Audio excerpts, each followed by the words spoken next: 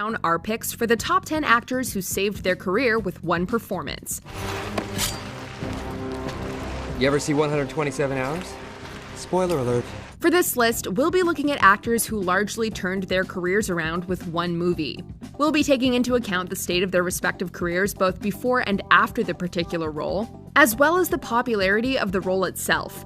Whether the actor eventually returned to infamy is irrelevant, so long as there was a notable uptick in their output after the performances in question. Number 10. Ryan Reynolds, Deadpool. Deadpool. Oh, hello. I know, right? Whose balls did I have to fondle to get my very own movie? I can't tell you, but it does rhyme with Pulverine. Despite being one of the most likable movie stars in the business, Ryan Reynolds was hit with a barrage of box office bombs in the early 2010s. As he'll gladly tell you now, 2011's Green Lantern was far from the crowd pleaser DC had in mind for their iconic hero's first feature. And please don't make the super suit green. Or animated. We knew he was right for the Merc with a Mouth, but the studio's botching of the character in X-Men Origins Wolverine hardly inspired confidence. Wait, is that you?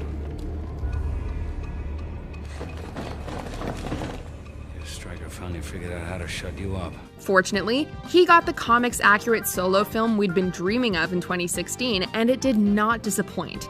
We just have to thank whoever released the test footage that got the ball rolling, whether or not that person's name rhymes with Schmeyen Schmenolds. Besides, nobody's getting hurt.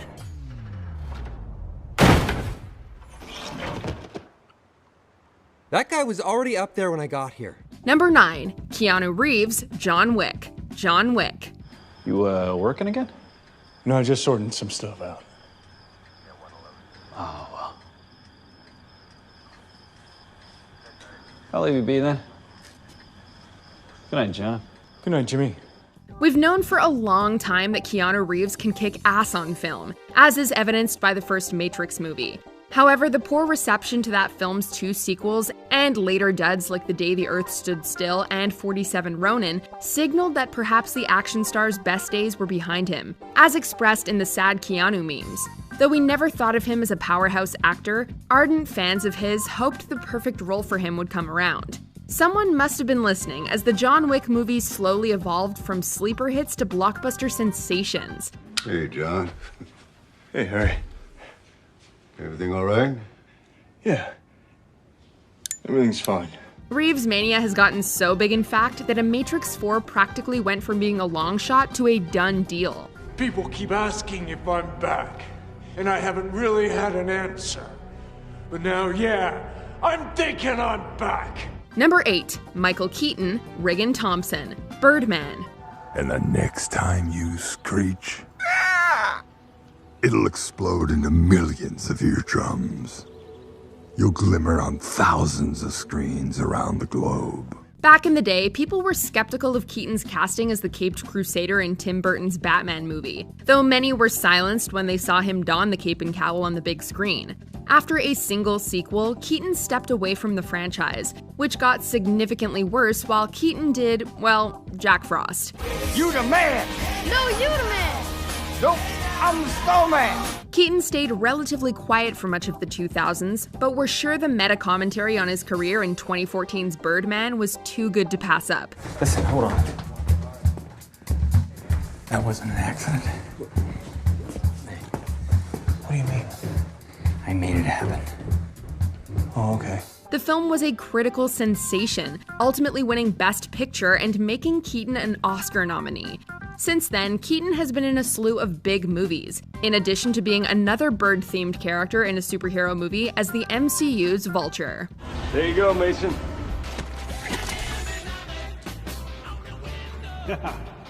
Business is good. Number 7. Matthew McConaughey, Ron Woodruff, Dallas Buyers Club. Screw the FDA. I'm going to be DOA. I gotta sue the hospital to get my medicine? For much of his career, Matthew McConaughey was ridiculed for making a throng of lazy romantic comedies, from Failure to Launch to Ghosts of Girlfriends Past. It'd have been the end of me.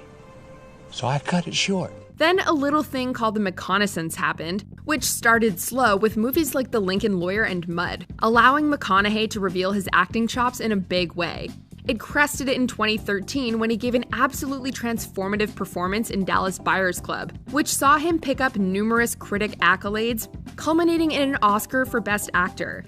Now we live in a world where McConaughey starring in serious projects like Interstellar and True Detective isn't taken as jokes, but as good marketing ploys, to which we can only say, All right.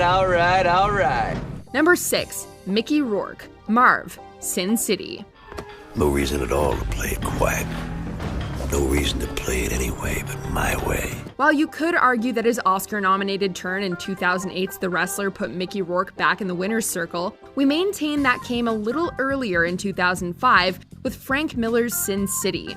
In the neo-noir thriller, he plays Marv, a hard-hitting brute out for revenge and to clear his name for the death of his lover. Though the ensemble film has plenty of memorable characters, he was especially so, as he adopted the tough guy persona we'd know him for then on. In typical career resurgence fashion, he then joined a superhero movie in Iron Man 2, and even reprised his role as Marv in 2014's Sin City: A Dame to Kill For. Looks like trouble. Looks like Christmas. Number 5, Robert Pattinson, Connie Nikas. Good Time. You guys could have done that without you standing next to me being strong. No. You feeling this? You feeling the girls I'm feeling right now? For much of his early career, Robert Pattinson couldn't be mentioned without someone groaning at his identification with the Twilight Saga. Though many defend his involvement citing poor source material, Pattinson spent the better part of 5 years trying to clear his name. Earning consistently decent marks for several lesser-known indies, it was inevitable that one would put him over the top. And that came in 2017 with Good Time. I think I was a dog in a previous life. In fact, I know I was. That's why they love me so much. Pattinson gave a commandingly manic performance as a criminal evading capture all throughout New York City. Along with The Lighthouse, this gave Pattinson the freedom to basically do whatever he wanted. And apparently what he wants is to be the next on-screen Batman. There's that role again. You don't know what I'm talking about at all. Number 4, Drew Barrymore, Casey Becker, Scream. Wait, don't hang up. What? I want to talk to you for a second. Long referred to as America's sweetheart, then child actress Drew Barrymore fell out of fashion in her adolescence due to issues attributed to a troubled upbringing. By the time Scream came out in 1996, people were intrigued to see what she would do in her 20s as the star of a meta satirical slasher movie. You never told me your name. Why do you want to know my name? I want to know who I'm looking at. They were in for a huge surprise as the movie's biggest draw was killed off in the opening scene. Naturally, it was a small part, but boy was it the shocking, memorable one she was looking for. She springboarded off that into a career as a romantic comedy lead in films like The Wedding Singer and Never Been Kissed. Suffice it to say, Drew's still got us screaming.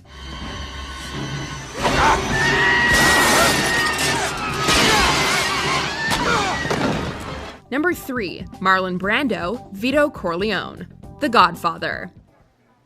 I'm gonna make him an offer he can't refuse. Everyone knew Brando was a heavyweight actor from the get-go with his early work in movies like A Streetcar Named Desire and On the Waterfront, the latter of which he won an Oscar for in 1955. You don't understand. I could have had class. I could have been a contender. However, the 60s saw Brando grow increasingly cynical towards the craft, as an uncharacteristic multi-picture studio signing led to a string of disappointing flops. Despite his infamy for being difficult to work with, Brando transcended all criticisms in 1972 with his embodiment of Mafia Don Vito Corleone in The Godfather. Look how they massacred my boy. Brando commanded the screen yet again, winning his second Oscar and later proved that some of his best work was still ahead with Apocalypse Now. Though the less said about the island of Dr. Moreau, the better. This is the most outrageous spectacle I have ever witnessed. Look at yourself. I understand that I must be shocking to you. Number 2, John Travolta, Vincent Vega, Pulp Fiction. But you saying a foot massage don't mean nothing. I'm saying it does. And look, I given a million ladies a million foot massages, and they all meant something. Back in the 70s, John Travolta could do nothing wrong with back-to-back hits in Saturday Night Fever and Grease. However, the 80s were not so kind, as his sequel to the former Staying Alive was panned by critics. Well, in case you don't know this, I used to be pretty incredible myself when I lived in Brooklyn. Really? What happened? I moved to Manhattan. Director Quentin Tarantino has made a career building back up the careers of former stars, but it all started with John Travolta as the alliteratively named Vincent Vega in 1994's Pulp Fiction. Without this, we probably wouldn't have gotten another fan-favorite performance of his in Face Off. Of course, Travolta would soon re-tarnish his image in the year 2000 with Battlefield Earth, from which his career has never fully recovered. But that doesn't take away from this entry's impact. Now, if you excuse me, I'm gonna go home and have a heart attack. Before we unveil our number one pick, here are some honorable mentions. Adam Sandler, Howard Ratner, Uncut Gems, because he turned his manic mannerisms into a captivating character. I know that. I was stupid. I'm done. It means nothing. It meant nothing. Please. I'm begging you, just give me another shot. Jennifer Lopez, Ramona Vega, Hustlers, because she proved she can play a nuanced persona. Oh, baby, this game is rigged. And it does not reward people who play by the rules. You either gotta stand in the corner or get in the ring. Kristen Stewart, Valentine, Clouds of Sils Maria, because she strutted her stuff post-Twilight. The text is like an object. It's gonna change perspective based on where you're standing. I don't know. Renee Zellweger, Judy Garland, Judy, because she reminded people she can headline a movie and win awards. I love you all. You won't forget me, will you? Promise you won't. Before we continue, be sure to subscribe to our channel and ring the bell to get notified about our latest videos. You have the option to be notified for occasional videos or all of them. If you're on your phone, make sure you go into your settings and switch on notifications. Number 1. Robert Downey Jr., Tony Stark, Iron Man. Could it really have been anyone else? As is now public knowledge, Robert Downey Jr. went through a severe dark period in the late 90s and early 2000s that saw him battle numerous drug addictions. You have a lot of nerve showing up here tonight. Can I at least get a reaction from you? Panic. I would say panic. This took a huge toll on his career, and people were genuinely shocked by his casting as Marvel's Iron Man despite his recently sustained sobriety. I'm just not the hero type, clearly, with this laundry list of character defects, all the mistakes I made, largely public. All reservations evaporated when the film was released, as Downey rode a wave of critical acclaim as the star of one of the best superhero movies of all time. From this, the highest-grossing movie franchise was shaped in the form of the Marvel Cinematic Universe, which employed Downey for an additional 11 years and made him one of the highest-paid stars on the planet. I am Iron Man.